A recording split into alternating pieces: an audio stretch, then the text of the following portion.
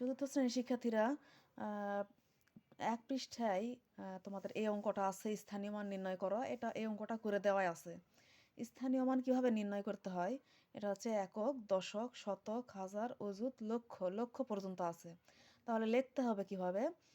এই যে আমরা একের নিচে এভাবে টান দিব, এইভাবে টান দিয়ে এক এখানে চলে আসলো। এক কিন্তু একক, এক লেখে আবার এক এইখানে দিতে হবে।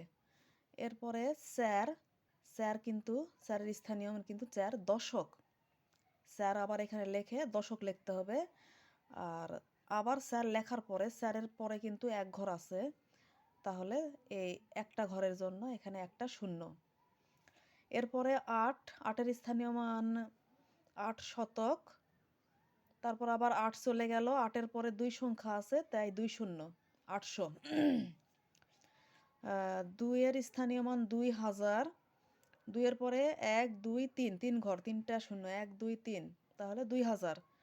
এরপরে একের স্থানীয় মান ১ অযুত, একের পর শূন্য সংখ্যা আছে ১ ২ ৩ ৪, ৪টা ঘরের জন্য ৪টা শূন্য, ১ ২ ৩ ৪।